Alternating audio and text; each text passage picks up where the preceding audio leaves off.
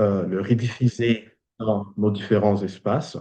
Et nous demanderons, en termes de protocole, que ceux-là qui se joignent à nous, de toujours garder leur micro fermé pour que notre participant, notre intervenant ait l'opportunité de pouvoir partager sa matière sans beaucoup d'interférences. Nous aurons, comme d'habitude, une vingtaine de minutes de présentation et puis par la suite, nous aurons un espace de questions-réponses, un espace qui sera exactement participatif. Et la raison pour laquelle nous voulons vraiment que ces espaces soient là, c'est que nous voulons entendre vos avis sur les différentes idées, réflexions que l'intervenant de cette soirée aura à nous faire. Alors, j'aimerais peut-être juste dire un mot sur lui, parce que c'est un ami, c'est un frère et nous avons eu la chance de pouvoir se connaître, pas déjà en personne, mais on a eu vraiment beaucoup d'échanges assez enrichissants sur les questions qui concernent la justice transitionnelle au pays. Et je le trouve aussi particulièrement engagé, surtout sur la possibilité de pouvoir faire entendre les voix des populations, surtout sur les questions de mémoire. Il vient récemment de publier un livre assez intéressant. Il aura la chance de nous en parler, bien sûr, dans quelques moments. Mais juste pour nous dire que Monsieur Élie Pierre Kandamakuna, qui est le présentateur, l'intervenant de cette soirée, est un consultant en résolution des conflits et en travail de synergie. Il est chercheur et praticien de développement. Il est titulaire d'un master en études de développement international à l'Université de Portsmouth, avec spécialisation en justice transitionnelle et en migration et sécurité humaine.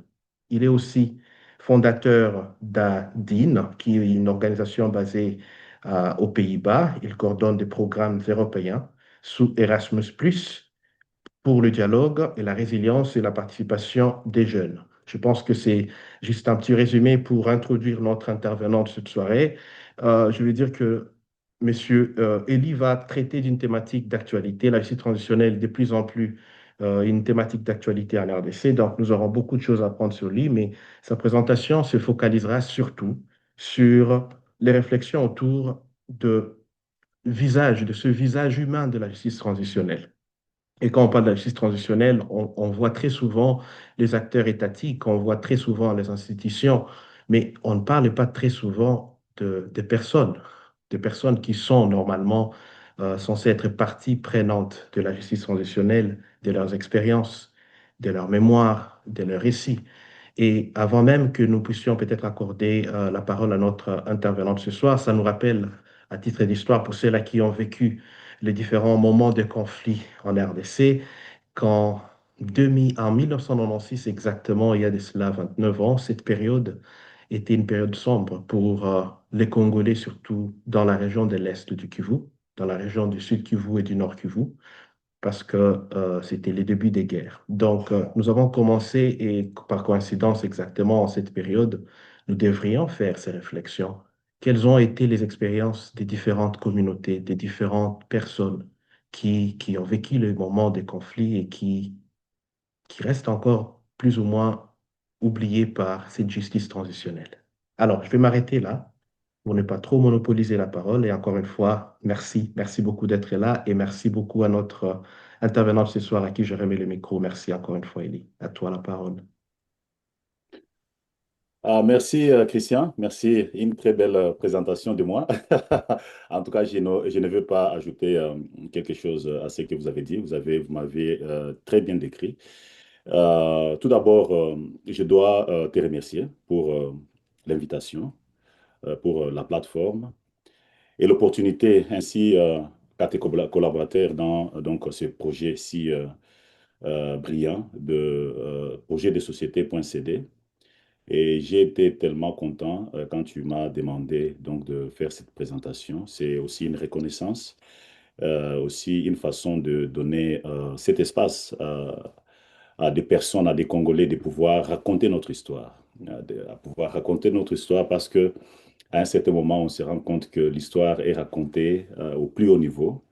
Et il est tellement important aujourd'hui que nous puissions raconter cette histoire entre Congolais, entre donc au niveau le plus ascendant, afin que l'on puisse réfléchir ensemble et poser des questions, donner des avis. C'est toujours donc c'est ça aussi un processus qui permettra à ce que ce Congo donc soit repensé d'une autre manière.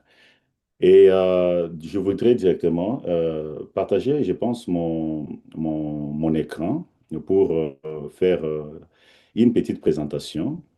Alors, parce que moi, je pense qu'il serait mieux de partager l'écran pour présenter, pour garder cette structure donc de la pensée et la garder de manière logique afin que ceux-là qui voudraient poser des questions puissent poser des questions à des points beaucoup plus spécifiques. Alors, je vais pouvoir partager tout d'abord mon écran. Attendez.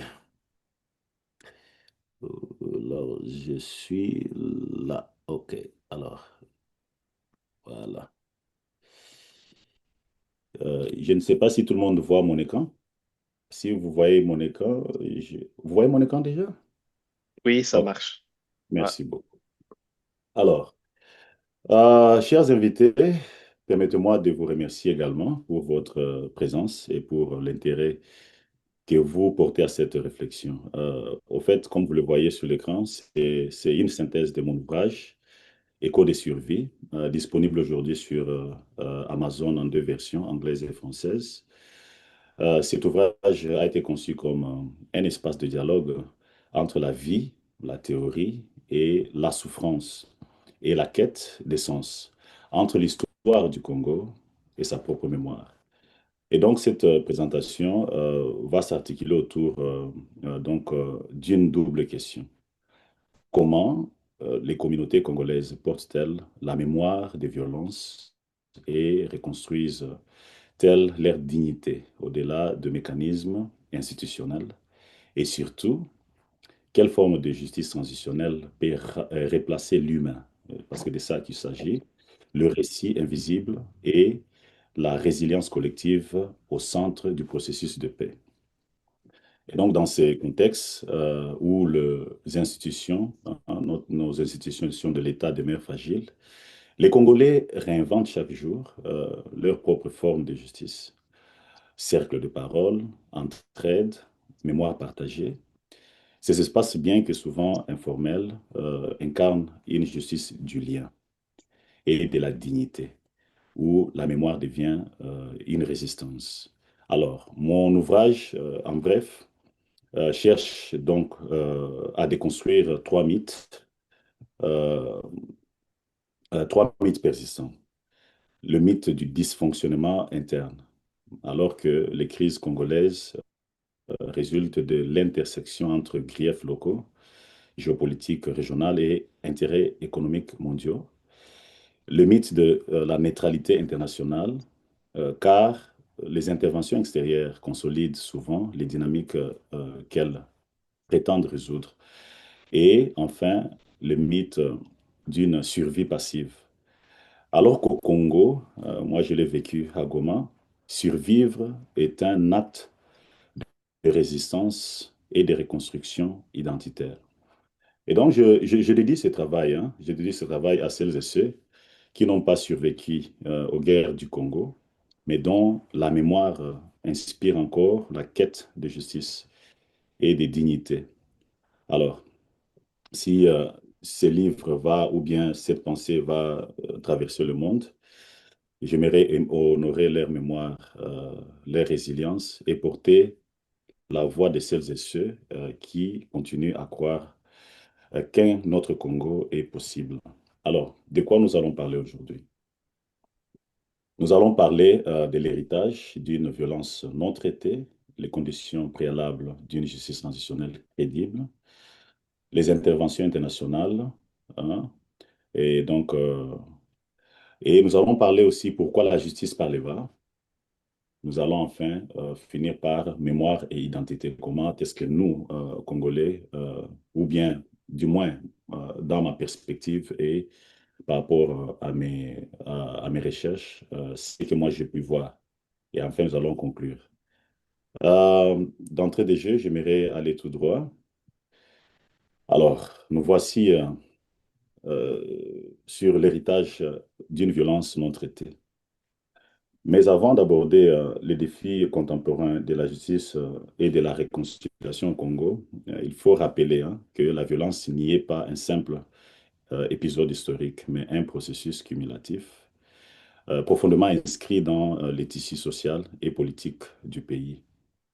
Et donc, chaque cycle de guerre, de la colonisation à nos jours, a laissé des blessures non refermées qui continuent de façonner notre gouvernance, la gouvernance de notre pays, l'identité et les dynamiques des conflits actuels.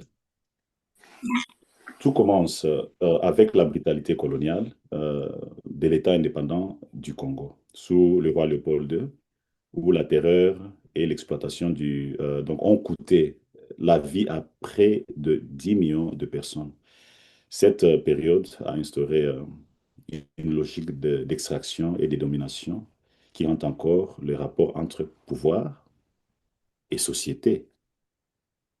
L'espoir né de nos indépendances ou bien de l'indépendance fut brisé par l'assassinat de notre premier ministre, Patrice Emery Lumumba, et la répression de ses partisans, ouvrant ainsi une ère de méfiance et d'exclusion politique. Alors, sous Mobutu, la violence prit la forme d'un autoritarisme institutionnalisé où nous avons vécu la corruption, père et clientélisme qui remplacèrent la justice et le service public. Et nous voici aux guerres du Congo, la première et la deuxième. 96 jusqu'en 2003, impliquant des puissances régionales et internationales qui ont aggravé ces traumatismes. Entre 6 et 10 millions de morts. Aujourd'hui, les gens parlent de 18 à 20 millions de morts, des millions de déplacés et une économie de guerre donc persistante. Aujourd'hui encore, les violences dans l'Est du pays prolongent ces continuums tragiques. On parle de massacres, viols, pillages, autant de rappels que le passé n'est pas clos, mais qui agit comme une force vivante. Et donc cet héritage, chers amis, chers invités, rend la mise en œuvre d'une justice transitionnelle particulièrement ardue, donc presque impossible. Contrairement à d'autres contextes, cette justice au Congo doit être pensée au cœur même du conflit, là où les plaies demeurent ouvertes. Donc comprendre le présent congolais, c'est admettre que la violence y forme un système historique nourri par l'impunité et la mémoire sélective. Rompre ce cycle suppose de transformer cette histoire douloureuse en levier de vérité, de mémoire et de dignité collective. Une justice, donc, qui naît du courage de se souvenir pour mieux reconstruire. Alors, toujours, parfois on parle de justice transitionnelle, chacun vient avec son concept, etc. C'est donc tellement vaste à comprendre. Et chaque courant s'appuie sur certains principes. Mais quand même, il y a des préalables ou bien des conditions qui ont été acceptées ou bien convenues sur la mise en place ou bien la mise en œuvre donc, de cette justice-là. Alors, elle ne peut pas être, donc, aucune initiative de cette justice-là, la justice transitionnelle, dans le contexte du Congo, ne peut réussir sans certaines conditions fondamentales, comme par exemple la volonté politique. Et donc, sans engagement réel de nos dirigeants, la justice devient une façade destinée à plaire aux bailleurs de fonds, sans atteindre donc les véritables responsables. Et vient ensuite la nécessité d'un minimum de sécurité, car on ne peut pas rendre justice dans un climat de peur et d'instabilité. Et ce processus doit être inclusif et participatif, hein. Cela voudrait dire aussi donner des voix aux survivants, et parce que c'est de là que nous allons parler, c'est de ceci que nous allons parler aujourd'hui, aux femmes et aux communautés marginalisées.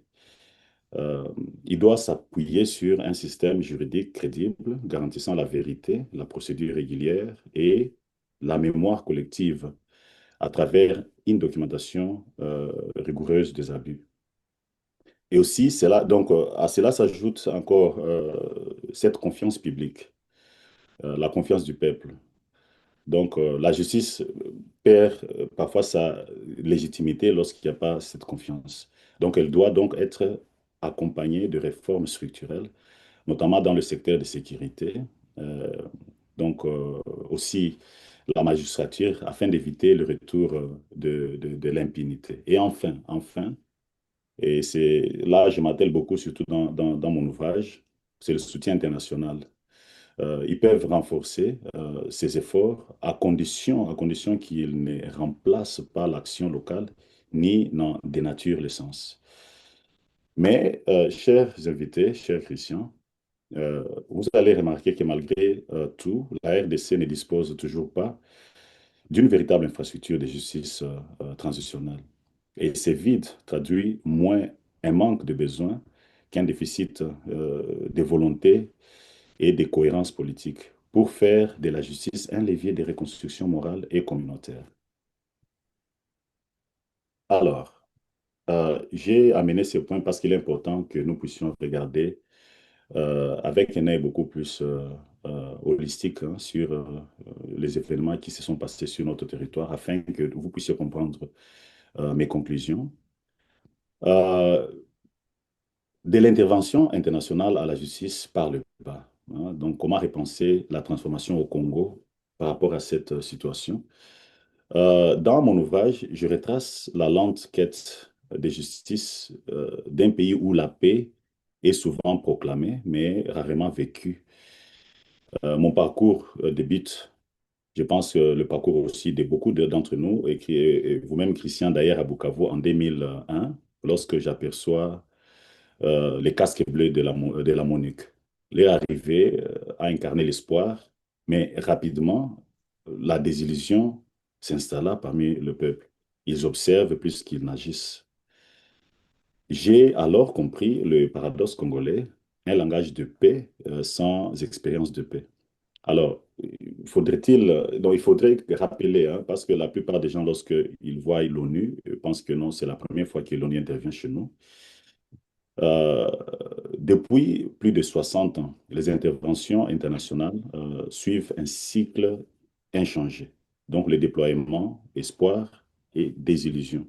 L'ONU est intervenue chez nous en 1960, de 1960 en 1964. Et puis, aujourd'hui, donc en 2001, nous parlons de la MONUC. Puis, en 2010, cette mission va changer en MONUSCO. Ils ont renforcé le mandat, donc leur mandat sans désamorcer les causes profondes, qui sont économie des guerres, corruption, ingérence régionale. Dans la mémoire collective des Congolais, demeure l'image des véhicules blancs qui passent, mais d'une sécurité qui ne vient pas. Et à cela s'ajoute aussi l'aide humanitaire. Oui, je vais être honnête. Donc, tout en sachant qu'ils ont sauvé des vies, ils ont remplacé quelque part l'effort de l'État. Cette aide a aussi contribué à installer une dépendance structurelle qui fragilise la dynamique ou bien les dynamiques locales d'autonomie.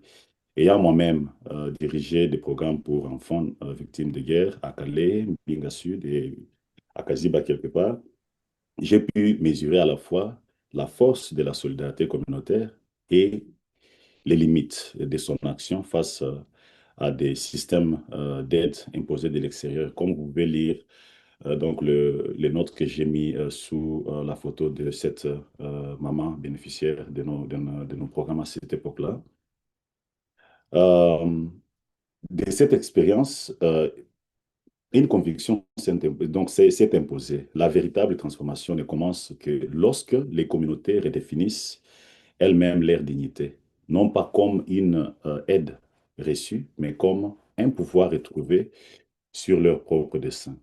Alors, ce récit s'inscrit dans une histoire plus large, celle d'un Congo façonné par plus d'un siècle d'intervention extérieure, de la colonisation aux missions onusiennes. Les acteurs étrangers sous couvert d'aide ont souvent reproduit les logiques de domination et de dépendance. Sur le terrain, les Congolais se sentent vus, mais non entendus. Leurs blessures archivées, mais rarement reconnues. Pourtant, les cantiques, veillées des dialogues communautaires, la justice se réinventent. Ces pratiques locales ne réparent pas seulement les blessures, elles restaurent la dignité et créent le lien social. Et c'est de là que naît ma conviction. Les architectures descendantes échouent lorsque, lorsqu'elles ignorent la dynamique locale. La justice doit monter du bas vers le haut, s'appuyant sur les mémoires collectives et les pratiques culturelles congolaises. Des initiatives comme la commission, parce qu'il y en a eu une commission, vérité, du Kasaï central, a démontré donc cette possibilité, hein. Elle était fragile, bien sûr, mais pourrait réconcilier là où les tribunaux avaient échoué. Et là, on se situe dans la situation dans le contexte de Kamina Sampo. Et donc, réinventer la justice au Congo, c'est redonner la paix, euh, une image humaine. Ni les casques bleus, ni les ONG, ni encore la CPI ne peuvent guérir une nation s'ils ne dialoguent pas avec son âme. Et c'est la communauté ou bien les communautés. Car au Congo, la justice véritable ne se réclame pas. Elle se vit dans les villages, le marché, les églises, là où la paix cesse d'être un mot pour redevenir une expérience humaine. Alors, pourquoi la justice doit être réinventée par le bas au Congo? Chers invités, chers amis, chers Christians, cette réflexion s'appuie sur les débats contemporains et je pense que, chers Christian, on avait déjà eu cette discussion parce que vous êtes aussi spécialiste en justice transitionnelle. Donc, ces débats contemporains en matière de justice transitionnelle pour comprendre pourquoi une approche ascendante enracinée dans les dynamiques communautaires s'impose aujourd'hui au Congo comme la voie la plus pertinente pour notre pays. Et vous vous rappelez, cher Christian, qu'on a parlé de la cascade de justice qui a été décrite par la professeure Catherine King, qui illustre l'expansion mondiale des poursuites pénales contre les auteurs de crimes de masse, inscrivant la justice transitionnelle dans une logique essentiellement légaliste. Je pense qu'ici, il y aura un débat. J'aimerais bien discuter et des perspectives, mais aussi des orientations, parce que c'est de ça aussi qu'il s'agit. Cependant, une telle justice, hein, aussi nécessaire soit-elle, demeure insuffisante lorsqu'elle s'est réduite à la seule punition, en ignorant la participation communautaire. Et c'est là qu'elle risque de reproduire les fractures, même qu'elle prétend guérir. Et donc, en République démocratique du Congo, cette approche souvent pilotée d'en haut, tend à transformer la justice en une procédure administrative détachée des réalités vécues par les victimes. Or, la justice transitionnelle ne saurait se limiter à la sphère juridique. Sa véritable force réside dans les pratiques locales, entre autres commémorations, rituels de guérison, dialogue de voisinage, par lequel les communautés reconstruisent peu à peu la dignité, la confiance et le lien social.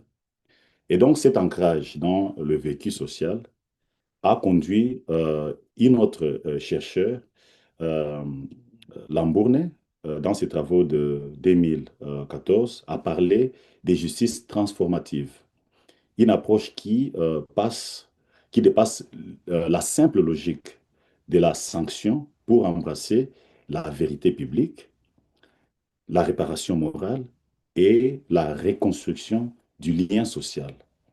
Elle reconnaît que la paix durable ne se décrète pas dans les tribunaux éloignés, comme par exemple la CPI, mais s'est construit à partir du bas, dans les espaces même où la violence a été vécue et partagée. Toutefois, je dois sincèrement aussi les décrier, ou bien aussi les démontrer aussi que toutes ces approches ont toujours des limites, mais il y a toujours une porte de sortie. Ces initiatives locales doivent être conçues de manière inclusive aussi et soutenues donc avec discernement afin d'éviter toute forme de favoritisme ou l'exclusion de certaines voix. Dans cette perspective, l'État et ses partenaires extérieurs ou bien régionaux ou bien intérieurs ont un rôle à jouer, et c'est celui d'accompagner et de soutenir plutôt que de donner une direction qui vient d'en haut.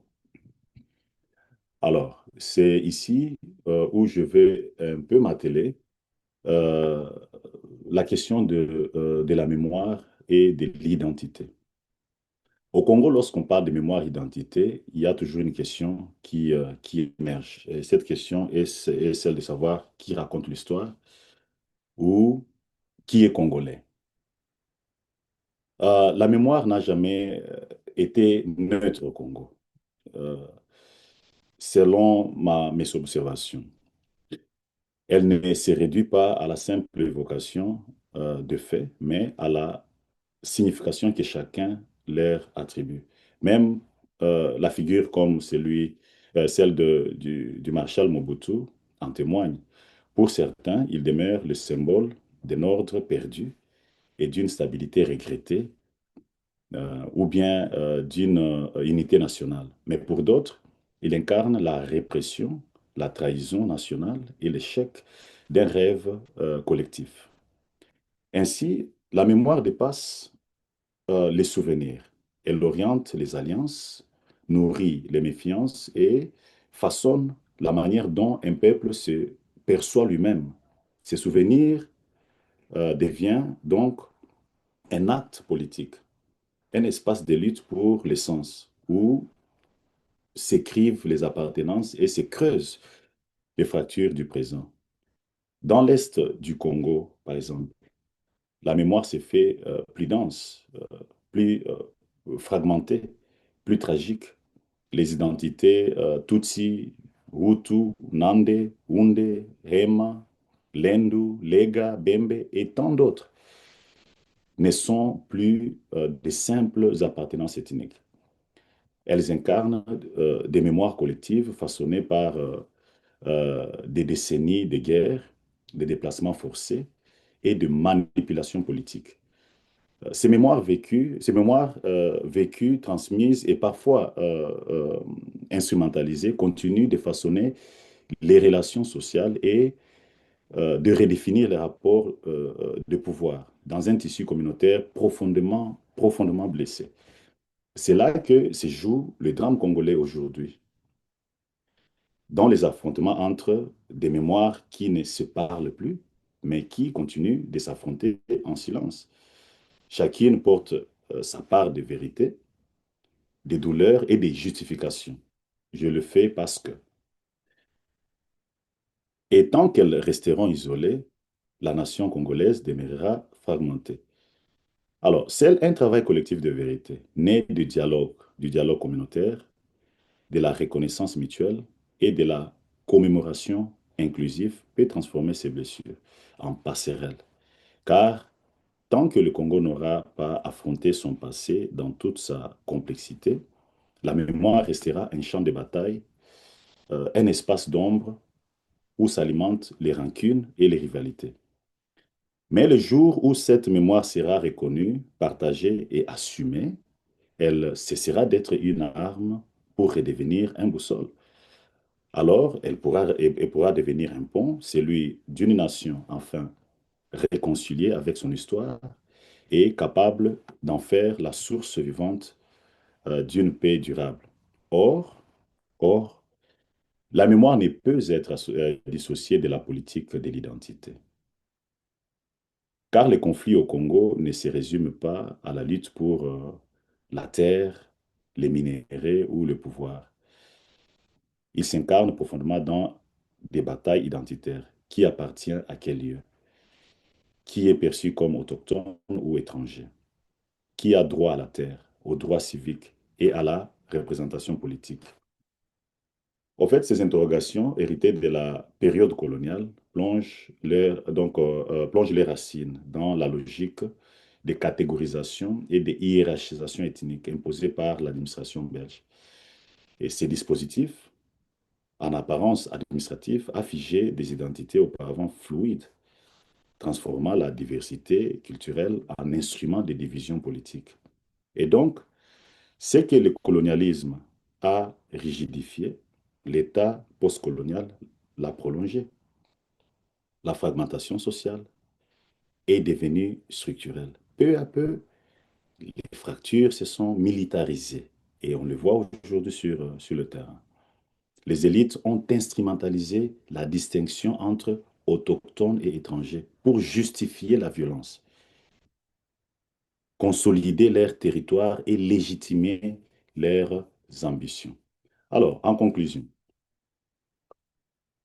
au fait, cette réflexion sur la mémoire, l'identité, la justice et la dignité révèle une vérité fondamentale. La paix durable au Congo, chers invités, chers amis, chers Christians, ne viendra pas d'en haut, selon mes observations, mais d'en bas. Non des institutions seules, ni des interventions extérieures, mais des communautés elles-mêmes. Dans leur pluralité d'expériences, des douleurs et d'espérance, les Congolais portent déjà les germes d'une transformation possible. Leurs récits, leurs pratiques de solidarité et leurs tentatives de réconciliation forment les véritables socles d'une paix authentique. Et donc la mémoire, loin d'être un simple regard vers le passé, est une force de reconstruction morale et politique. Elle rappelle que les victimes ne sont pas des simples objets de compassion, mais des acteurs de transformation. Et reconnaître les injustices du passé, c'est ouvrir la voie à une réconciliation sincère. Alors, je ne voulais pas terminer cette présentation sans proposer, je trouve qu'il est important toujours de proposer. Alors moi, je vais proposer. Je propose à tous ceux-là qui nous entendent, je propose à tous ceux-là qui veulent l'entendre. Je propose la création d'un cadre hybride associant l'État, les universités, les églises, les chefferies traditionnelles et la société civile. Pourquoi? Pour recueillir et préserver les récits locaux dans les provinces affectées par la guerre, pour soutenir les initiatives communautaires de dialogue, de réparation et de réconciliation, pour faire de la mémoire un instrument de gouvernance, d'éducation et de cohésion nationale. Car, en définitive, le Congo ne se construira pas avec des armes ni des accords politiques comme on le voit aujourd'hui, mais avec la parole, la mémoire et la dignité retrouvée de son peuple. Je vous remercie. Merci infiniment, cher Elie, pour cette brillante présentation qui certainement a suscité beaucoup de réflexions. Merci aussi pour cet aperçu historique assez riche. Donc, nous allons revenir sur certains points que vous avez soulevés durant la présentation. À ce moment, je dirais, si possible, on peut rentrer en mode caméra, comme ça devient plus interactif que derrière nos caméras. Euh, Peut-être d'entrée de jeu, j'aimerais justement revenir sur cette question de mémoire avec une réflexion qui touche sur certains des points que vous avez soulevés. Je pense que vous avez vraiment insisté sur le fait que la paix durable et la justice en elle-même est produit d'une réconciliation entre ce qui a été vécu par les populations, une traduction de ces expériences vécues en termes de repères pour construire un avenir plutôt paisible.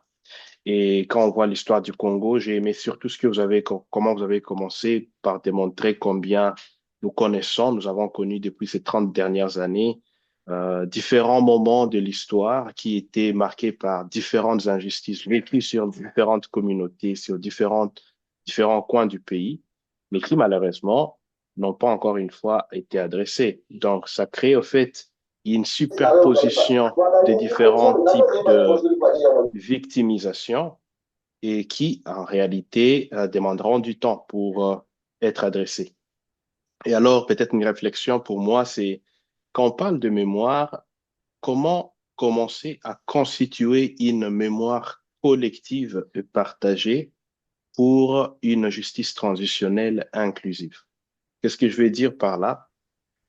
Si je vois bien dans ta présentation, vous avez évoqué les différentes problématiques.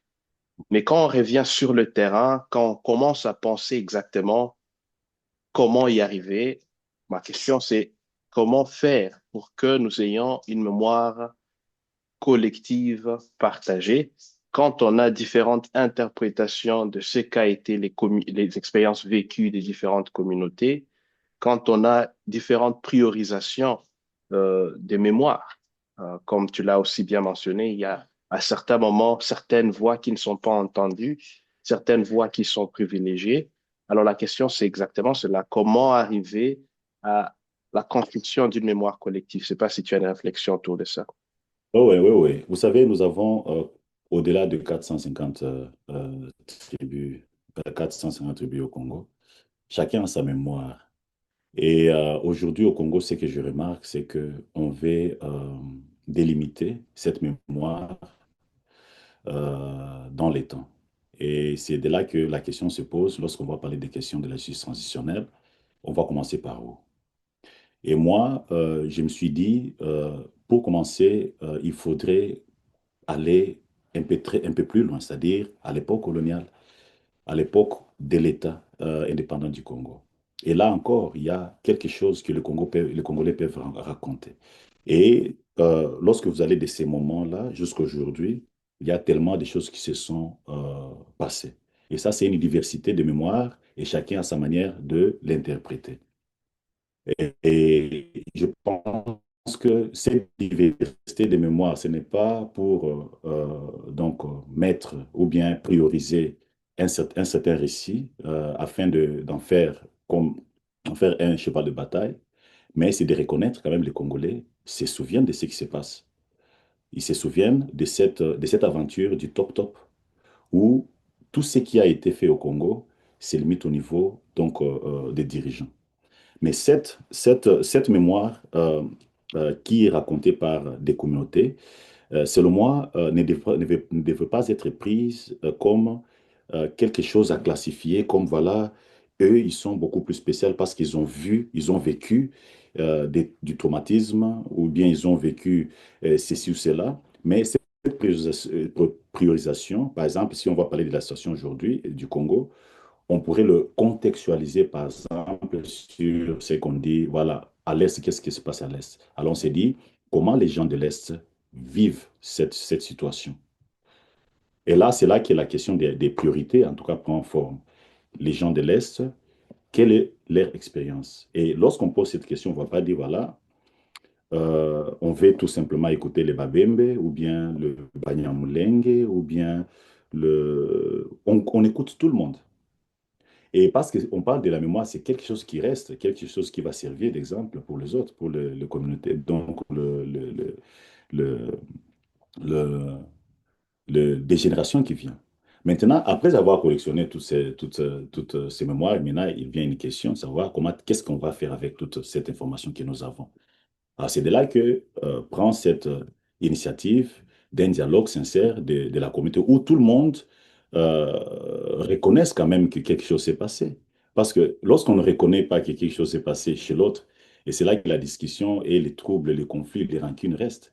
Et donc, c'est un peu ça. Je ne sais pas si j'ai compris votre question de manière où vous voudriez que je la réponde. Moi, je pense que cette diversité des mémoires, tout d'abord, c'est une richesse, mais aussi, c'est aussi une douleur qui doit être acceptée comme telle, mais qui donne maintenant des astuces ou bien des orientations sur comment travailler pour résoudre ces problèmes, qui est un problème généralisé de conflit, qui a ses origines, bien sûr, se trouvant au niveau du top de ceux-là qui, n'est-ce pas, les causes peut-être sans les savoir, ou peut-être les sachant aussi, et qui, d'une certaine manière, crée une certaine manipulation quelque part où si les gens se disent, voilà, moi, je soutiens celui-là parce que lui, il nous a donné un bon reçu par rapport à ce que nous avons vécu, etc., etc. C'est-à-dire, c'est une richesse à mettre ensemble pour donner, orienter les gens à trouver des solutions par eux-mêmes, pas par de création venant de ceux-là qui ont causé donc, cette mémoire des blessures. Merci beaucoup, cher Elie. Vous avez parfaitement bien répondu à la question et j'ai aimé surtout la réflexion autour de l'historique de comment les vécus de la justice transitionnelle ou bien même du narratif politique congolais, comment ça a été construit par les acteurs au niveau politique, au niveau élevé, et que très souvent, on se limite seulement à cette interprétation de mémoire qui est politisée, qui est politique, sans revenir vers le bas pour comprendre les différentes réalités des communautés, c'est-à-dire comment différentes communautés ont vécu ces expériences. Et je pense que c'est à ce niveau que ça se rejoint avec l'exercice que Projet de société avait déjà initié autour exactement de ce sondage dont je parlais en amont, cet exercice de vouloir recueillir les avis des populations autour de cette soi-disant initiative de dialogue national. On veut en tout cas arriver à 10 000 réponses. Nous sommes déjà à plus de 8 000 réponses. Donc, celui ou ceux qui veulent aussi participer, n'hésitez pas. Je viens de partager le lien dans l'onglet pour essayer un peu de réfléchir exactement de ces expériences réelles des communautés. Quelles sont les attentes réelles des communautés? Alors, je ne vais pas être la seule personne à réagir. Je voudrais bien que ce soit un espace interactif. Je vois déjà que notre collègue dans le chat, Anne-Judith, vient de poser la question. Comment le nouveau schéma de justice transitionnelle proposé va-t-il s'appuyer sur les initiatives déjà réalisées en cours en RDC? Ça, c'est une très bonne question. Merci beaucoup, chère Anne-Judith. Je ne sais pas s'il y a quelqu'un d'autre qui a une autre question. C'est toujours bien de recevoir au moins deux réflexions ou questions. Comme ça, on donne la chance une bonne fois à l'intervenant de réagir. N'hésitez pas aussi d'ouvrir le micro, hein. C'est un espace interactif, donc on Oui, peut oui. toutefois Oui, oui. S'ils peuvent parler, ouvrir le s'exprimer. micro, Voilà. interagir ensemble, ça serait une bonne chose. Oui, bonsoir, salut. Je ne sais pas c'est qui s'exprime, mais vous pouvez aussi oser un peu la voix, hausser la voix un peu. Ouais. Bon, vous m'entendez? Oui, on vous capte très bien, Valérie. Merci beaucoup. Ok, merci beaucoup. Non, c'est Arnaud. Non, mon frère Eli me connaît très bien. Et Rhys. Ah, super. Ouais. Bon, ma Anne. question pour notre frère Eli, d'abord avec une très belle intervention, très pertinente, très concrète aussi, hein. On n'a pas sauté ou bien on n'a pas écarté, il était donc clair. Mais moi, j'allais quand même, s'il était possible, que notre frère Eli puisse un peu essayer de nous parler sur certaines, certaines politiciens qui ont quand même, hein, aujourd'hui, à ce jour, qui ont été peut-être à la base de conflits. L'exemple dans lequel je peux donner deux noms, on a Barthélemy Bissengemana et on a aussi le feu Gisaro, Gisaro Mohazo. S'il pourrait un peu élaborer sur ce point-là, et on va peut-être remonter aussi avec le temps dans lequel on est en train de vivre à ce moment. Merci. Merci beaucoup, cher Arnaud. Si j'ai bien saisi la question, c'est surtout autour du rôle de certaines figures politiques dans les conflits. Vous avez cité ici Monsieur Guissaro, le feu Guissaro et Barthélemy Bissingimana. Alors, je remets le micro à Élie, s'il veut réagir à cette question, mais dans l'entretemps, comme je le disais, pour d'autres amis qui veulent participer, n'hésitez pas, c'est un espace en tout cas interactif. Nous voulons entendre vos réflexions autour aussi de cette question de mémoire. Comment revenir sur la prise en compte des mémoires vécues des communautés quand on aborde les questions de justice transitionnelle. Et puis, il y a aussi la question de Judith, de Anne-Judith dans le chat qui voudrait bien savoir aussi comment est-ce qu'on tient compte des expériences et des initiatives passées de justice transitionnelle dans le schéma actuel. Voilà, à vous le micro, cher Elie. Oui, oui, justement, la question d'Arnaud, elle est très intéressante, mais elle est aussi politique en même temps. Moi-même, je ne suis pas politicien, mais je pense que je peux donner un petit point de vue là-dessus. Alors, lorsqu'on parle de Barthélemy Bissigman, on se réfère déjà au chef de cabinet de- du marshal Mobutu vers les années 70. Et lorsqu'on parle de Mwoza Gisaro, on se situe déjà en 73 avec la question de Banyamulenge. Voilà. Alors, Bon, comment est-ce qu'il faudrait lier ces deux réalités par rapport donc ces deux personnalités par rapport à la justice transitionnelle? Là, on parle donc de représentants des populations Tutsi. Et Barthélemy Bisseguiman, c'est l'auteur déjà de cette nationalité, donc parce qu'il y avait même une loi qui était en son nom, la loi sur la nationalité collective de peuple Tutsi. Et c'était de manière générale où la nationalité zaïroise devrait être accordée à des populations rwandophones qui ont été au Congo à partir de 1950. Et moi, ce que je vois, c'est que je vois encore ici le top. Je vois encore ici le top et les ambitions. Et je me pose la question, est-ce que les personnes rwandophones dans leur entièreté ont été consultées pour que cette loi soit promise ou bien c'était pour une situation ultérieure? Ça, je ne sais pas. Mais ce que nous savons, c'est qu'aujourd'hui, il y a des complications par rapport à la question de savoir qui est congolais ou qui est autochtone ou bien qui est étranger. Une question aussi très épineuse qui anime les débats aujourd'hui. Et aujourd'hui, nous avons des guerres à l'Est où des personnes réclament une identité congolaise. On ne saura pas les refuser. Pourquoi? Parce qu'à un certain moment, notre loi leur a donné cette nationalité. Et malheureusement, ce que nous remarquons, bien sûr, il y a toujours ces interventions régionales qui se camouflent un peu dans cette logique avec des agendas beaucoup plus déguisés. Et aujourd'hui, les politiciens en parlent. J'évite d'aller dans ce sens politique. Alors, la question de Mourosa Guissaro, dont le fils est aux affaires à Kinshasa, c'est une question aussi particulière parce que lui, il a compris peut-être la politique de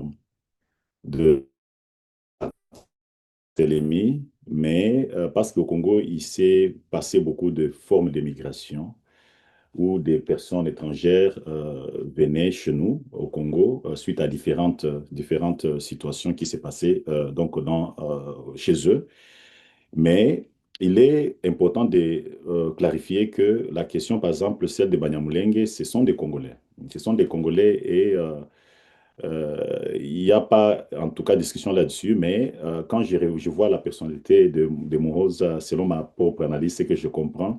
Lorsqu'il demande à ce qu'il y ait une distinction entre les Tutsis qui viennent du Rwanda et les Banyamulenge, je pense que je lis quelque part, je pense que c'est le professeur Kisangani qui l'explique encore beaucoup plus mieux, où il dit que voilà, non seulement Guissaro s'est focalisé sur le petit groupe de nos compatriotes qui étaient à Minembwe, mais il avait fait aussi appel à d'autres populations tout aussi sur le territoire congolais afin qu'ils puissent, n'est-ce pas, joindre cette force, cette dynamique afin qu'ils soient aussi appelés donc au Banyamulenge. Nous parlons par exemple de populations dans le Fizi, Mwenga, mais aussi il y a Amoba dans le Katanga. Certains ont accepté d'être appelés sous ce nom-là. Mais voyez-vous que le problème devient encore beaucoup plus intéressant parce qu'on regarde aussi l'ambition. L'ambition était beaucoup plus politique parce que Guissaro lui-même était le mieux élu de cette époque-là, je pense en 97. Et on comprend déjà que c'était des intentions politiques. Mais est-ce que certains gens ont compris qu'il y avait des manipulations derrière ou pas? Je ne sais pas. Mais en tout cas, je vous informe que c'est une question de sensibilité et c'est une question tellement politique. Et c'est là que je vais me limiter et vous allez faire vos propres analyses par rapport à ça. Et est-ce que il y a d'autres questions? Je ne les ai pas bien Il y a encore recueillies. deux Est-ce que, questions cher Chris, vous dans pouvez... le chat. Il y a une question de Anne-Judith qui voulait savoir comment le nouveau schéma de justice transitionnelle proposé va-t-il s'appuyer sur les initiatives Oui, déjà réalisées ou en cours? Et puis une question de notre oui. ami Bienfait qui voulait savoir comment est-ce que nous pouvons capitaliser des bonnes pratiques, surtout des approches top bottom qui pourrait peut-être être enrichissante quand on pense à la justice transitionnelle. Merci. Oui, oui. Mais tout d'abord, il faut dire que ça, ce n'est pas une approche, cette approche proposée, ce n'est pas une approche qui se détache d'autres approches. Et il faut aussi reconnaître que la justice transitionnelle a été tout d'abord conçue sous le prisme légaliste. Et là, on parle par exemple euh,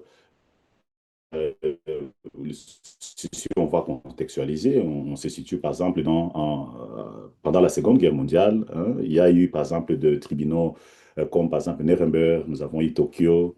Et par après, il y a aussi d'autres conventions. Je pense qu'il y a la convention des développements, par exemple, du droit international, humanitaire, du droit de l'homme, etc. Et aussi dans le pays comme le pays de l'Amérique latine.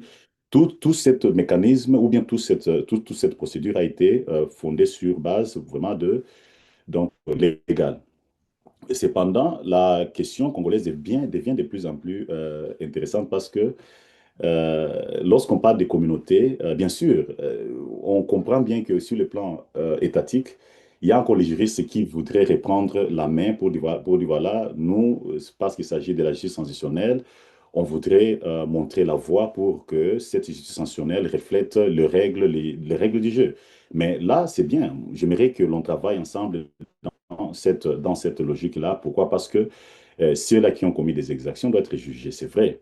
Mais dans le contexte du Congo, on regarde des actions qui ont commencé déjà à partir de l'État indépendant du Congo à nos jours.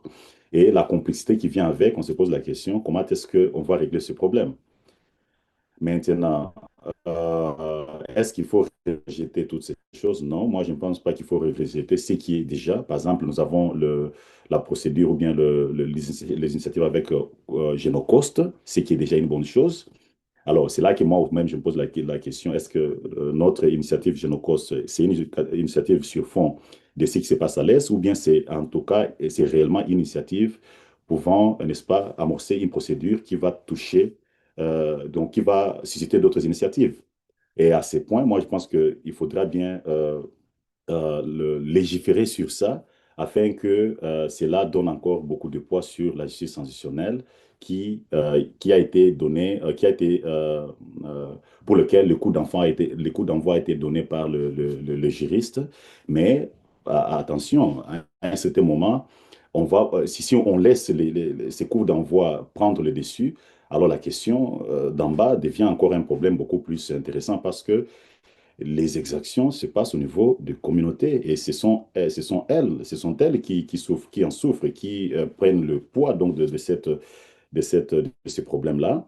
Et c'est pourquoi moi je pense que c'est là que la question du holisme prend forme ici. Lorsqu'on parle de holisme, on parle d'une approche holistique où les procédures s'entremêlent.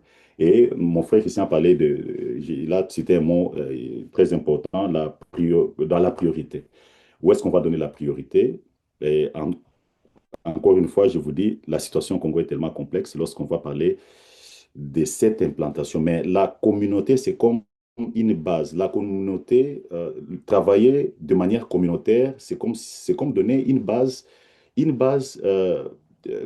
progressive par rapport à ce qui est déjà. C'est-à-dire, c'est une continuité, mais aussi ça va s'entremêler pour donner une forme finalement cohérente à ce qui va ressembler comme la justice institutionnelle chez nous.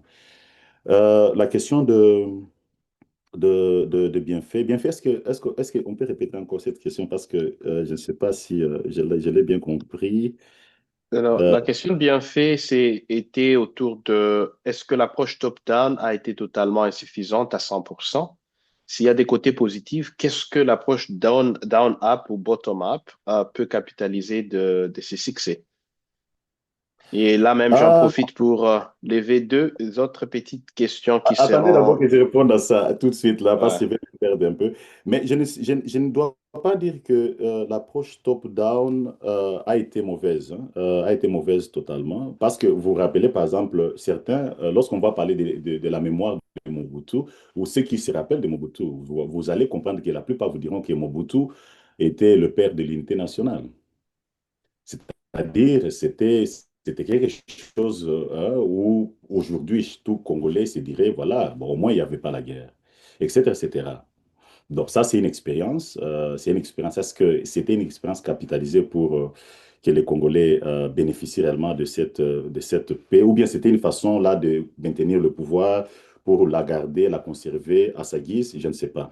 Mais au Congo, en tout cas, je dois dire que en termes de pourcentage, si vous allez me permettre, mais je ne pourrai pas en tout cas le faire. Donc, il faudra des recherches quantitatives pour le faire, mais je vais dire que l'approche d'en haut a été la cause de la plupart des problèmes que nous avons au Congo parce que elle a servi à beaucoup de manipulations des populations et elle a causé beaucoup de tort à la population. C'est pourquoi nous avons des problèmes que nous avons aujourd'hui. Mais on peut toujours faire mieux. Moi, je pense, on peut toujours faire mieux. Nous voyons des choses qui se font. Mais en tout cas, quand je regarde le Congo depuis ses débuts jusqu'à aujourd'hui, euh, je vois, je vois le problème. Je ne veux pas être beaucoup plus négatif là-dessus, mais je ne vois pas de changements positifs par rapport à ce qui a été déjà établi au niveau du top. Peut-être pour aussi apporter quelques réflexions autour de cette question que je pense vraiment prioritaire, hein, dans cette configuration d'une justice transitionnelle qui a été légaliste, qui se veut top-down. Je pense qu'il y a, même dans les piliers de justice transitionnelle, différents piliers qui démontrent exactement la valeur ajoutée de cette configuration. Ce n'était pas totalement faussé parce que, comme aussi Elie l'a dit, quand on parle de la poursuite des crimes graves, il faut que nous ayons des juristes pour ce faire et il faudrait des experts pour ce faire, il faudrait des tribunaux pour ce faire. Donc, on ne va pas juste là parler d'une approche bottom-up. Donc, c'est justement pour reconnaître que la justice transitionnelle, bien que conçue de forme légaliste, a une logique qui, bien sûr, reconnaît les différents niveaux d'expertise qui doivent être Mhm. pris en compte. Et je pense qu'aussi pour contextualiser, notre pays est en train de faire un plaidoyer important pour faire reconnaître les génocides qui se font au Congo. Et dans la session que nous avons tenue il y a quelques semaines avec le professeur Trésor Makunia, il a levé cette question de comment c'est compliqué même de parler de génocide congolais, parce que quand on commence à parler en termes d'expertise technique, pour que on puisse parler des génocides, il y a un certain seuil de critères qui doivent être adhérés et ce sont des critères purement légaux qui sont, bien sûr, qui demandent une certaine expertise dans ce sens. Mais en même temps, si on va revoir certains autres piliers de justice transitionnelle, notamment la recherche de la vérité, qui est un pilier assez important aussi, la construction de garanties de non-répétition, qui est aussi un autre pilier assez important, les réparations. C'est à ce niveau-là qu'on ouvre une brèche, bien sûr, assez large pour que les différentes autres couches de populations affectées ou d'autres parties prenantes puissent retrouver leur rôle. Et moi, ce que je pense qui est intéressant dans la réflexion que notre frère Elie est en train de faire avancer, c'est surtout ce partenariat qui doit être déjà inscrit dans la logique de la justice transitionnelle entre le top-down, qui est très souvent légal, juridique, et le bottom-up, qui est encore la population très souvent oubliée de toutes ces approches. Et comme nous le savons, la justice transitionnelle en elle-même se conçoit comme une discipline qui se veut se centrer sur la participation des Mhm. victimes. Donc, on ne va pas parler d'une justice transitionnelle, que ce soit bottom-up ou top-down, si les victimes concernées ne sont pas présentes. Et donc, et peut-être la réflexion qu'on devrait tenir en ce moment, c'est à quel niveau ou à quel moment, par exemple, de l'approche que nous avons actuellement de la justice transitionnelle, les victimes participent? Est-ce qu'elles ont été Mhm. consultées dans la phase de la conception, par exemple, du FONAREV ou du processus de Génocost ou d'autres initiatives? Et si elles n'ont pas été consultées, pourquoi? Et c'est à cela que maintenant nous ouvrons un débat, je pense, très enrichissant, où on va Mhm. voir quels ont été les déficits d'une approche ou d'une autre et pourquoi c'est important de vraiment centraliser la justice transitionnelle sur les victimes. Je vois la main levée de notre ami Eric, je ne veux pas trop monopoliser la parole. Eric, à vous la parole. Ah, d'accord, merci, hein. Je m'appelle Eric, je suis fondateur d'une plateforme communautaire qui prône ce qu'on appelle les collectivismes, les leaderships collectivistes, intitulé Ubuntu. donc, c'est quelque chose qui va dans le sens des justices traditionnelles. Et nous avons une plateforme qui est en train déjà de travailler au niveau communautaire pour essayer de ramener l'humanisme. Comme vous connaissez, c'est Ubuntu, c'est déjà de l'humanisme qu'on est en train de vouloir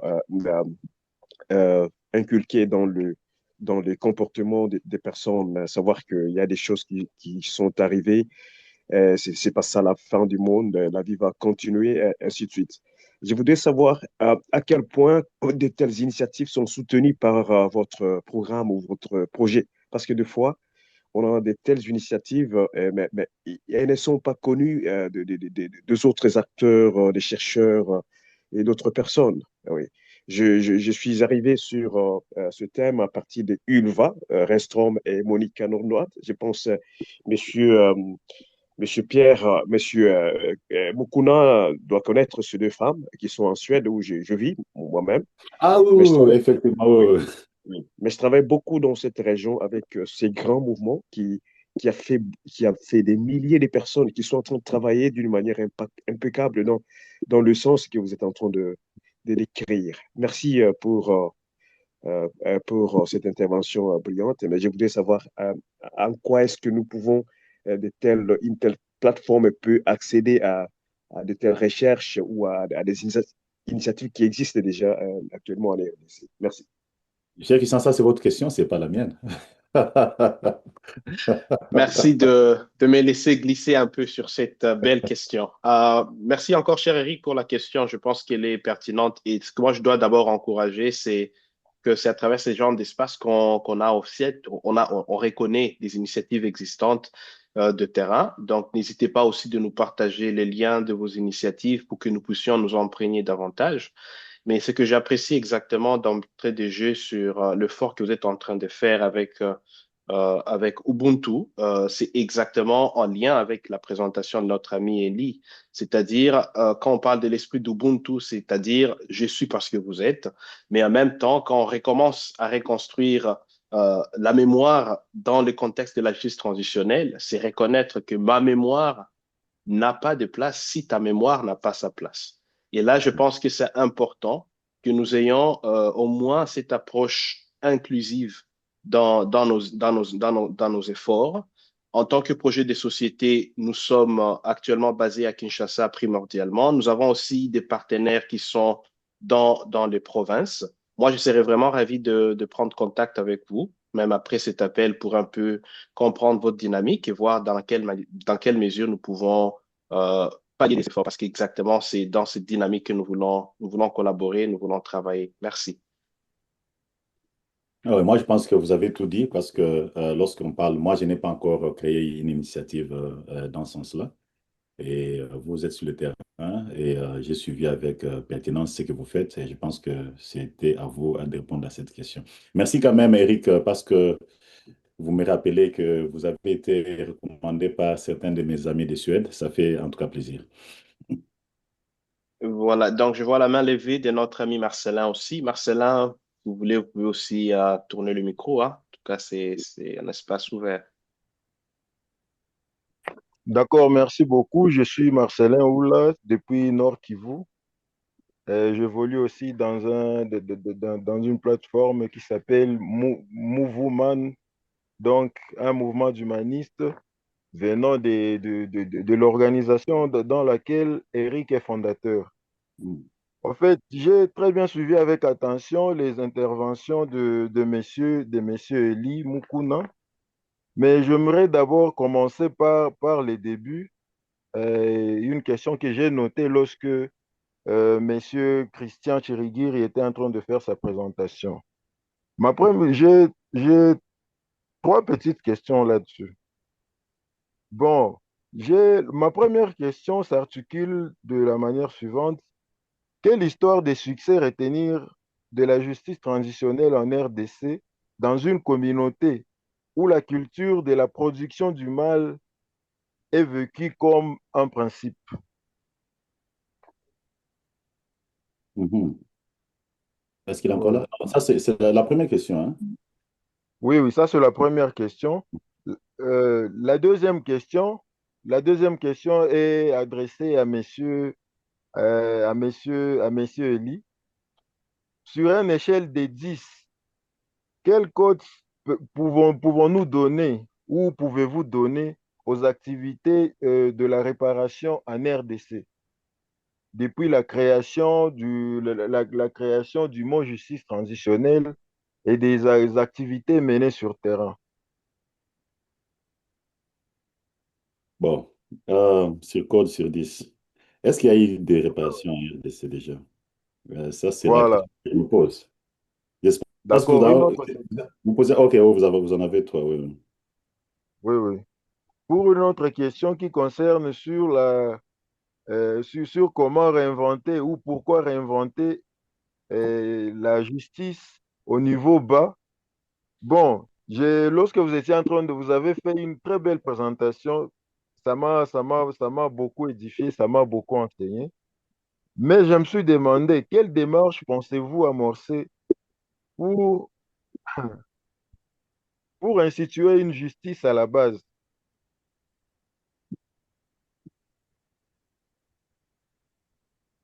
Yeah.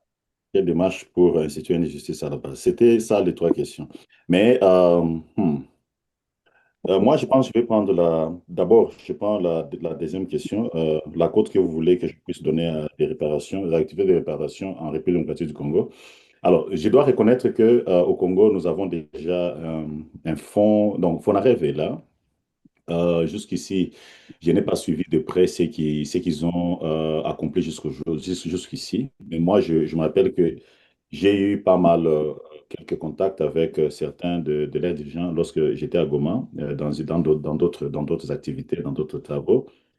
Et c'était au moment où il y avait cette idée d'identification de déplacés, des victimes de guerre, etc. Et après, il y a eu cette guerre, cette occupation. Alors, je n'ai pas par après suivi de près ce qu'ils ont fait, mais du moins, ce que je dois dire, c'est qu'il y a une institution qui fait déjà cela. Il serait peut-être important de regarder ou bien de suivre de près ce que Fonarev fait sur ce point-là. Mais en ce que je sache, je n'ai pas encore vu personnellement qu'il y a eu de réparations qui ont été rendues publiques. Ce qui donne déjà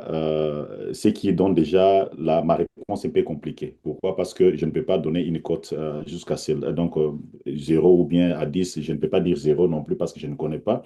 Et donc, je ne peux pas répondre en termes d'échelle 0 ou 10. Alors, et réinventer la justice par les bas, je pense que je l'ai déjà dit. Je pense que là, on parle des efforts communautaires, hein, les efforts parce qu'il en existe déjà.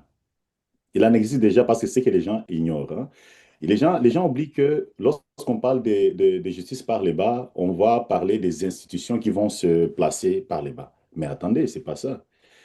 Euh, vous savez, au Congo, tout d'abord, il y a une certaine méfiance qui s'est manifestée, ou qui manifeste parmi la population.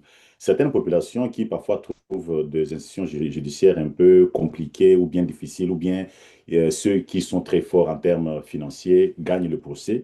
Voyez-vous maintenant des gens qui commencent à créer des mécanismes où eux-mêmes concluent leurs accords à l'amiable. Voilà, to Malaysia n'est pas allé, ou aussi ça n'en et ça se passe. Ça, c'est une approche où les gens, ils trouvent voilà, qu'on se met d'accord que voilà, toi, tu m'as offensé ou bien tu as ma dette et on va créer une certaine manière de voir comment est-ce que vous allez ou bien tu vas payer cela.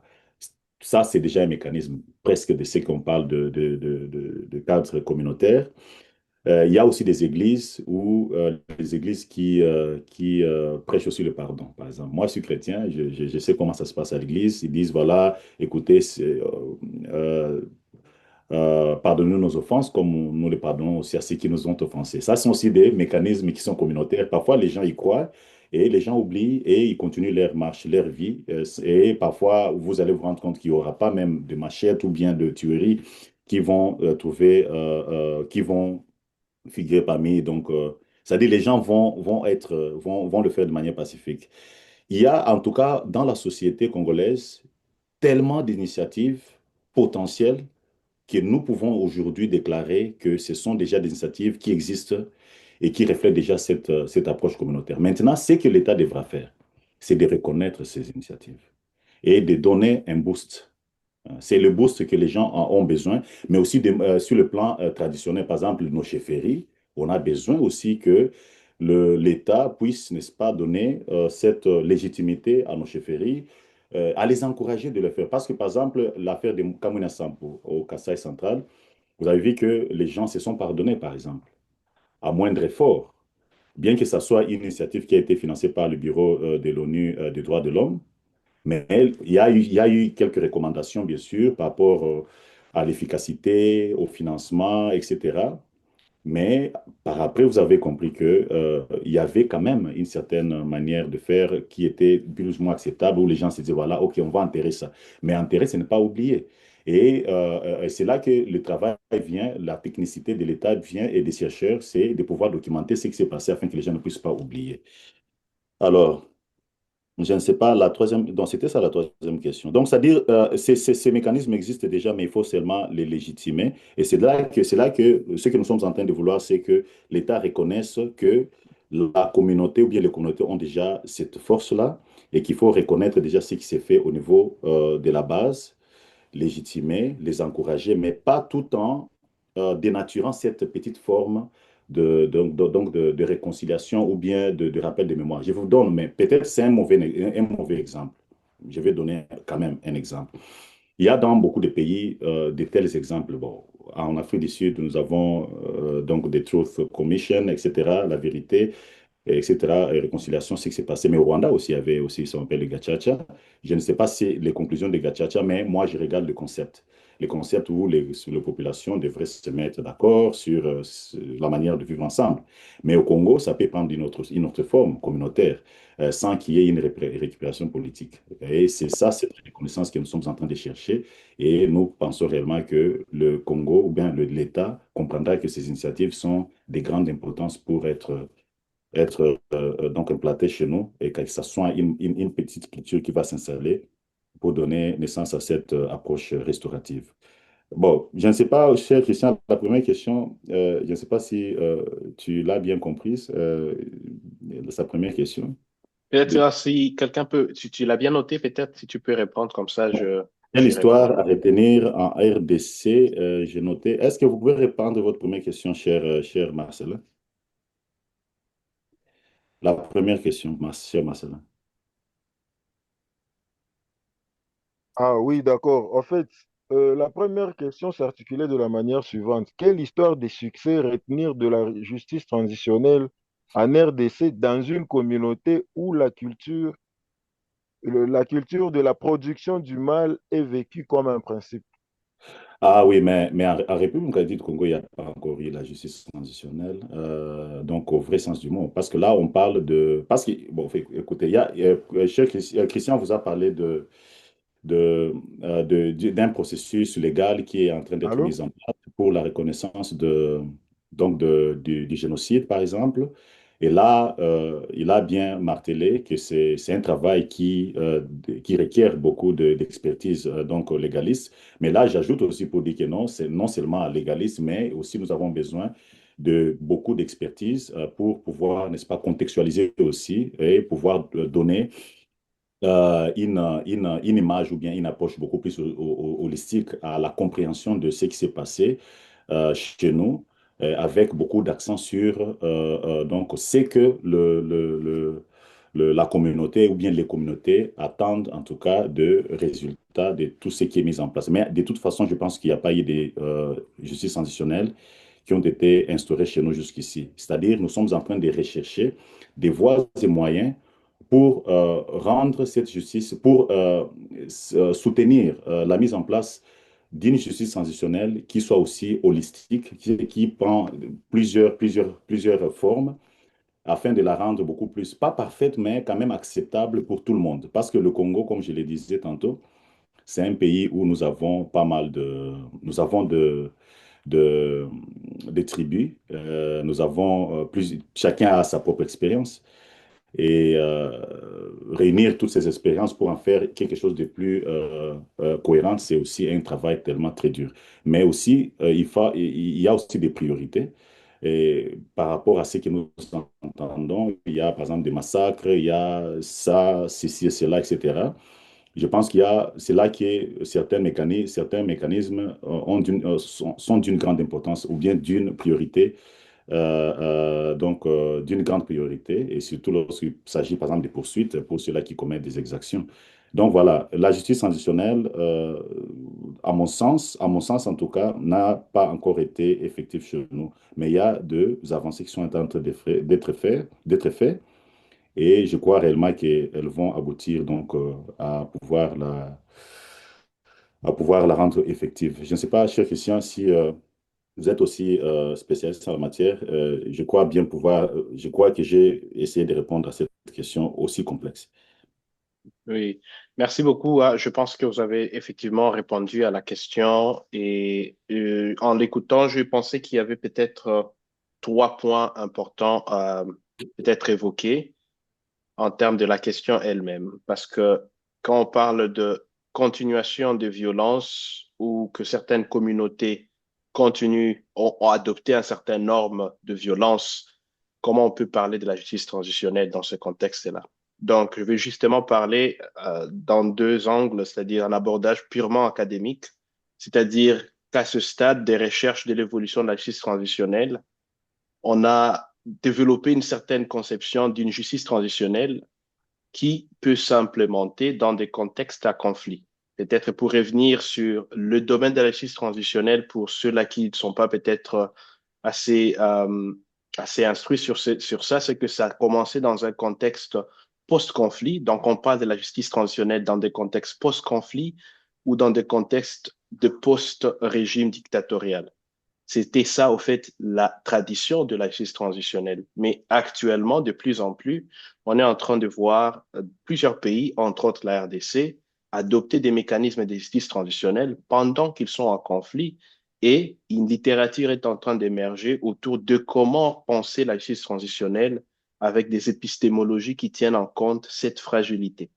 Parce que la justice transitionnelle, comme je le disais en amont, c'est une justice transitionnelle qui, historiquement, se contextualise dans des régimes ou dans des pays où on est en train maintenant de faire face à la suite. Qu'est-ce que nous voulons prendre comme base pour reconstruire une nation après des violations graves qui ont été, ou des abus graves qui ont été commis, soit durant la violence des guerres ou soit durant un régime dictatorial.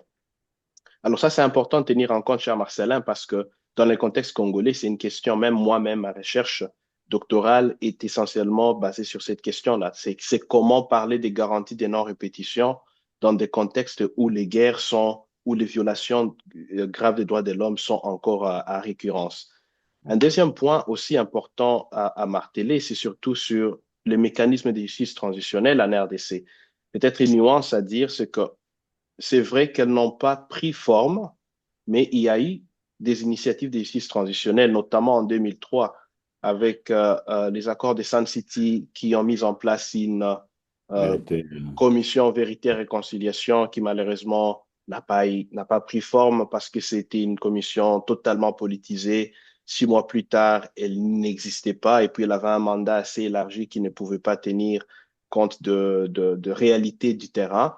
Alors, du coup, c'était pas effectif. Donc, entre 2003 jusqu'à environ 2020, c'est à ce moment que les débats de justice transitionnelle reprennent forme exactement par un, un discours que le président de la République avait fait dans une réunion des conseils des ministres où il a parlé du besoin de pouvoir mettre en place la justice transitionnelle. Donc, je peux dire en termes historiques que la justice transitionnelle a pris son temps, malheureusement prématuré, de 2003 à 2020. Mais maintenant, il est en train de vouloir reprendre son élan et on espère bien que ce sera sur des bases solides. Mais pour revenir maintenant à ce troisième point, ce sera de dire que, comme Elie était aussi en train de mentionner avant, la justice transitionnelle qui se veut prendre forme dans des contextes à conflit doit tenir compte aussi des réalités de chaque jour des communautés.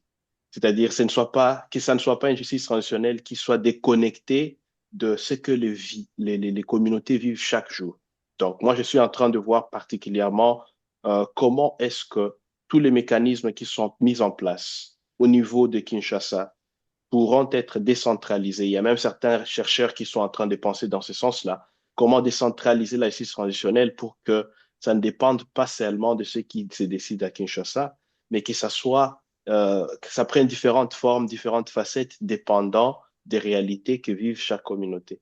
Alors, c'est un peu pour dire que c'est complexe. Donc, il n'y a pas une réponse assez directe ou facile à dire sur comment la justice transitionnelle pourrait prendre forme dans des contextes où les communautés ont normalisé la violence, mais pour dire aussi en même temps que c'est important que ce débat ou bien cette dialectique prenne forme et tienne compte, bien sûr, de l'historique de la RDC, de son contexte spécifique, mais aussi de ce besoin de faire un lien entre ce qui se passe au niveau institutionnel et ce qui se passe au niveau du terrain et des vécus de chaque communauté. Voilà. Est-ce que je peux vite intervenir un peu? Oui, oui, Oui, cher effectivement. Eric, Oui, merci. oui, je m'excuse, oui. Je pense que je vais compléter à Monsieur Marcelin, qui fait partie de notre plateforme régionale. Et d'ailleurs, dans notre plateforme, nous avons déjà des communautés de pays qui sont là, des pays belligérants. Peut-être, nous avons des communautés au Burundi, au Rwanda, en Ouganda, au Congo. Nous avons des milliers de personnes qui ont déjà adhéré à notre mouvement où nous prêchons. C'est vraiment l'expression. Nous prêchons le retour des valeurs humaines, la solidarité, la compassion, l'empathie. Toutes ces valeurs doivent retourner dans le chef des personnes. Donc, au lieu que les gens puissent toujours s'entretuer avec les haines inutiles et tout ça. Et j'appelle ça, moi, justice, transition, vous dites quoi ça en français? Justice transitionnelle. C'est déjà de la justice transitionnelle ce qu'on est en train de faire.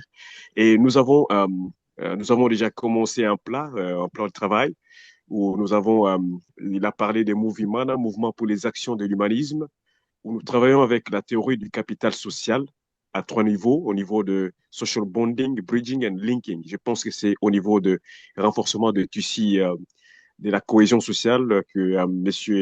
Mukuna avait évoqué, dont Mukuna avait parlé. Et nous avons aussi le niveau des réseautages et au niveau de lobbying, au niveau de lobbying. C'est le niveau où nous allons contacter les organisations des Nations Unies, le gouvernement, tout ça, tout ça. Tout ça, on a déjà ce plan. Ce plan est déjà là. Mais ce qui manque, c'est qu'il n'y a pas une reconnaissance officielle des autorités qui sont dans la région. Et si vous qui êtes à Kinshasa, si vous pouvez plaider pour de telles initiatives, moi je pense avec de telles initiatives, la communauté se retrouve, ils sont là. Dans cette histoire, au Sud Kivu, nous avons des Banyamulenge qui font partie de notre club, des Babembe, des Bafulero, des Bashi. Et nous avons des plateformes à Goma, à Bukavu, à Fizi, à Birava, à Mwenga. Il y a même des gens des Kinshasa qui sont même dans cet appel aujourd'hui. Ils sont là. Donc, nous sommes presque partout, mais nous manquons vraiment cet effort, cette implication de l'État congolais pour soutenir l'initiative qui est déjà là, qui est déjà en marche, oui, et qui cadre exactement avec l'explication de la justice traditionnelle. Merci, je fais une longue intervention. Oui. Ah oui, moi aussi, je sais pas. Moi, je pense que c'est déjà ce que l'on dit.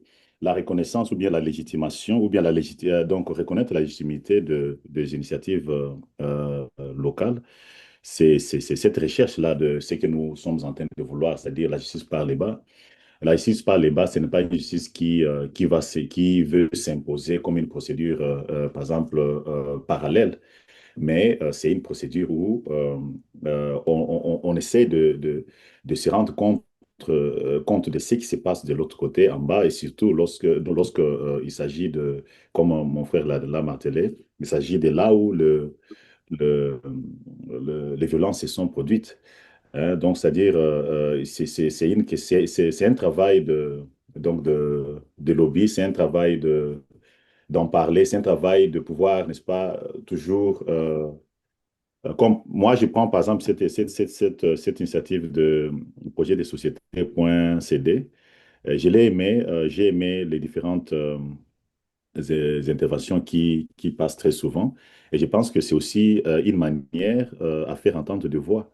Et faire entendre de voix, parfois lorsqu'on ne le fait pas entendre, et on ne vous écoute pas. Par exemple, moi, j'ai décidé, par exemple, d'écrire un petit livre où je parle, je parle aussi des expériences vécues, où j'ai interrogé aussi des personnes, et je crois vivement que beaucoup de gens vont lire ce livre, et cela va ouvrir encore beaucoup des idées, beaucoup des initiatives, afin que cette idée-là, par le bas, soit agréée, soit reconnue par l'État. Et surtout lorsqu'on se situe dans une situation où tout ce qui a été institué chez nous se passe toujours au niveau du top. Et je vois aussi la même question ici. Je ne sais pas si c'était la question de... j'en profite aussi. Peut-être après, mon frère Christian va aussi peut-être enchérir par rapport à votre question. Il y a une question c'est Julie Ninda qui dit comment penser résoudre les conflits locaux à travers les dialogues, connaissant que les acteurs principaux sont locaux. Ah, moi, je pense que, bon, tout d'abord, je l'ai dit dans ma présentation qu'il y a certains conflits qui sont un résultat de manipulation politique. Et j'ai donné, par exemple, la question de notre frère Arnaud, qui a parlé, par exemple, de certains cas de figures chez nous qui ont influencé certaines législations et, ou bien qui ont influencé certaines appellations. Alors, ce sont parfois, ça paraît comme une manipulation qui, à la longue, va créer des troubles et des questions vives au niveau de communautés. Mais moi, ce que je recommande, c'est que c'est l'implication de l'État dans la mesure où je pense que l'État qui reconnaît ou bien qui connaît qui a été à la base, ou bien des acteurs politiques qui ont été à la base de cela, joue un rôle tellement important parce qu'aujourd'hui, plus entendu, plus qu'une euh, de communautés eux-mêmes. Moi, je pense que ce sont ces leaders-là qui devront aussi jouer le rôle, pas en s'imposant comme directeur des résolutions, mais en ouvrant quand même un cadre par lequel les gens devront discuter. Parce qu'à la fin de la journée, les gens devront discuter. Ils devront discuter de la manière dont il faut vivre ensemble. Et c'est comme ça que moi je vois. Écoutez, il y a aussi quelque chose que j'aimerais épingler aussi, hein. Parce que c'est une question qui parfois revient souvent dans des débats. C'est la question, par exemple, du mapping report, par exemple. Il y a des gens qui disent, voilà, dans le mapping report, on incrimine, donc on parle de ceux qui ont commis de fautes. Il y a ceux-là sont de mauvais et ceux-là sont de bons. Mais ma lecture du mapping report ou du rapport mapping est peut-être autre, mais je pense que la plupart des gens peut-être le voient de cette manière. Euh, Dans le mapping, les conclusions sont telles que les crimes se sont passés de manière verticale et horizontale. Verticale, pourquoi? Parce qu'à un certain moment, l'État a été responsable de certains crimes. Aussi, quelque part, l'État n'a pas joué son rôle à protéger quelques populations ou bien sa population, mais aussi verticale. Donc ça, c'est vertical, mais horizontal. Pourquoi? Parce que certaines communautés se sont levées contre des communautés et ce qui a créé encore des réactions des communautés qui créent ce qui a créé beaucoup de complexité en termes de résolution de conflits. Alors c'est là justement que d'ailleurs la question de la justice transitionnelle devient encore plus complexe quant à quel mécanisme, quelle procédure, comment se faire, etc. Pour mettre en œuvre un processus pouvant mettre tout le monde d'accord. Et c'est de ces faits-là que lorsqu'on commence à plaider pour ces dialogues communautaires, ce sont ces petites puzzles séparées qu'on essaie de mettre ensemble. Parce que je l'ai vu à Goma avec, par exemple, Impunity Watch. J'ai vu à Goma en décembre, je pense décembre ou bien octobre 2024, Impunity Watch a réussi à réunir tous les acteurs, la plupart des acteurs des parties prenantes de certaines communautés autour, par exemple, de la question de la justice transitionnelle, où on discutait de la question restaurative, donc des mécanismes restauratifs, donc de cette justice, où on ne parlait pas, par exemple, de qui doit être condamné, mais où l'écoute était, où ils étaient là à écouter et à noter quelques points essentiels pouvant faire pouvant donner l'opportunité de plaider maintenant au niveau national. Et à la fin, ce que j'ai vu, c'est que des représentants des différentes communautés, y compris des organisations comme telles que Infinity Watch, se sont rendus à Kinshasa, où il y avait déjà un cadre qui était en train d'être mis en place. Et cadre sur la justice transitionnelle, donc sa logique sur le plan national. Et pour savoir comment il faut intégrer maintenant toutes ces recommandations dans ce cadre-là qui était d'ailleurs dirigé par le professeur Lozolo. Alors, c'est un peu ça ce que moi je pourrais dire, je pense. Je ne sais pas si, Christian, je ne sais pas si vous avez aussi quelque chose à ajouter là-dessus, mais ça, c'est ce que je pourrais donc donner comme réponse quant à ça.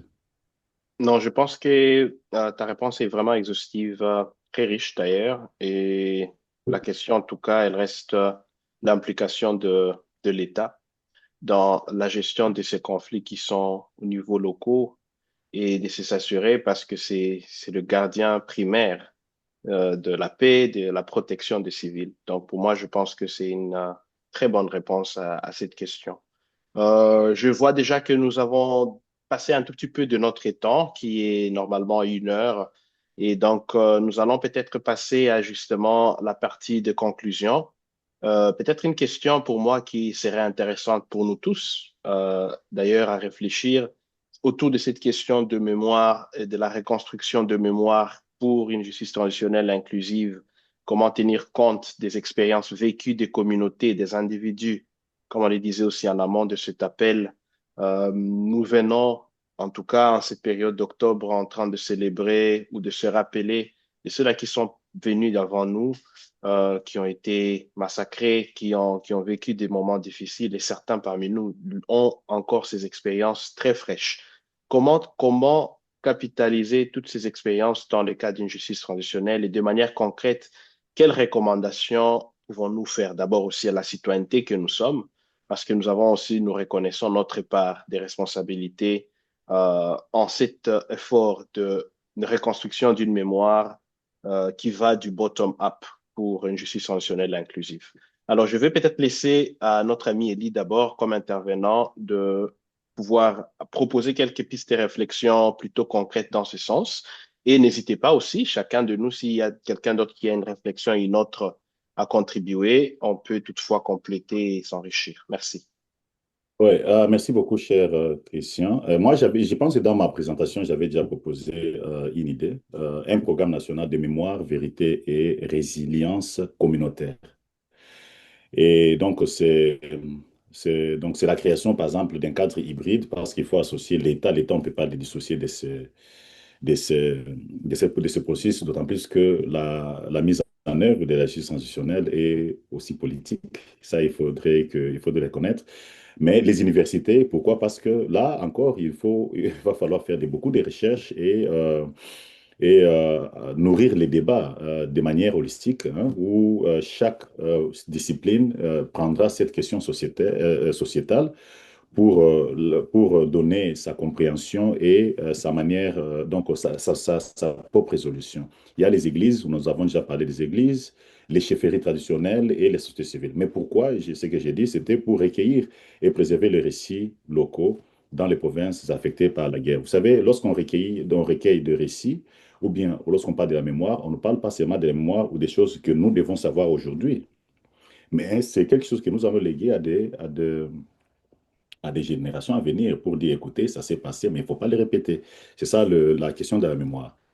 Donc, soutenir les initiatives communautaires de dialogue, de réparation et de réconciliation. C'est-à-dire ces cadres-là où l'État, l'école, la société civile, les églises, donc, doivent se mettre ensemble. C'est aussi pour donc pour soutenir ces initiatives communautaires de dialogue, de réparation et de réconciliation, leur donner une certaine légitimité, voilà, pour dire que voilà, elles existent.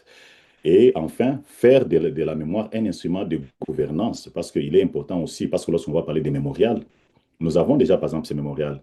Le mémorial de Génocoste, ça, c'est déjà quelque chose d'important. Mais je rappelle aussi qu'il est à Makobo, là aussi, un mémorial qui est déjà aussi érigé, ça fait longtemps. Il faut raviver cela pour que les gens sachent que ça s'est passé et que chaque place ou bien chaque endroit où les choses se sont passées, où les initiatives locales ont redirigé une certaine histoire par rapport aux événements qui ont été, qui se sont déroulés, que cela soit aussi reconnu et soutenu. Mais aussi, il y a l'éducation. L'éducation, qu'est-ce qu'on enseigne hein, à nos jeunes sur ce qui s'est passé, etc. Moi, je pense que moi, c'est ça la proposition que j'avais déjà faite et je n'aimerais pas proposer beaucoup plus que ça. Donc, un programme national de mémoire, vérité et résilience communautaire. Voilà, merci. Je viens effectivement de réaliser qu'en parlant, j'ai été rappelé de mes rôles de parent et que mon fils en a Euh, profité pour venir prendre un petit câlin. Mais voilà, donc je suis totalement d'accord qu'il faudrait réfléchir aussi à comment faire participer la population dans cet exercice de reconstruction de mémoire. Et à titre individuel, je pense que nous avons chacun dans son espace le rôle, comme Elie venait de le dire, ce n'est pas seulement raconter ce qui s'est passé dans le passé, mais c'est surtout préparer une base de documentation pour l'avenir, pour les générations futures, pour qu'au moins ils sachent ce qui s'est passé et qu'ils puissent mettre en place des mécanismes de prévention de violence pour l'avenir. Voilà, donc je pense que nous allons peut-être sur ce ton-là, encore une fois, remercier notre intervenant. Merci encore une fois, Elie, d'avoir pris le temps de merci. pouvoir nous vraiment nous édifier cette soirée. Je suis sûr que nous tous avons retenu quelque chose qui soit utile. Et cette conversation n'est pas finie, c'est une conversation que nous continuons. Donc, pour ceux-là qui sont intéressés de la continuer avec Ellie, n'hésitez pas à prendre son contact hein. Et aussi de pouvoir, si vous voulez, et si ceux-là qui sont intéressés de joindre notre espace de projet de Je pense que société et surtout là, il y a les livres qu'il vient de publier. Donc, je pense que c'est important aussi de partager peut-être les liens pour les livres oui, d'Amazon. Comme ça, les amis qui sont à mesure de pouvoir s'en procurer le fassent. Et j'aimerais aussi en profiter pour remercier tout le monde qui a pris le temps cette soirée. Merci au docteur Joseph. Merci à notre frère Espoir Ngalouki, ça fait longtemps. Merci à Jules Linda, merci à Bienfait, merci à Juni, merci à Livy, à Eric, à Love et à tout le monde qui a participé et ceux-là qui seront en train de suivre cet appel en rediffusion. Merci aussi à vous pour votre temps et on garde contact. Bonne soirée et à très bientôt. Si on peut avoir la documentation, ça peut être mieux. D'accord, on va demander, je vais demander à notre oh, ami Elie de me partager la documentation. Je pense que je l'ai, je vais partager ça aussi dans le groupe WhatsApp pour que les oui, amis au oui, vous moins avez déjà, aient je vous ai, oui, oui, exactement. Comme ça, les amis ont accès effectivement. à la documentation complète. Voilà, prenez bon soin de vous. Bonne fin du mois Merci. d'octobre aussi Merci et à beaucoup. Bye très bye. bientôt. Merci, bye. Merci. Bye bye. Merci. Merci. Merci. Merci. Bye. Bye bye.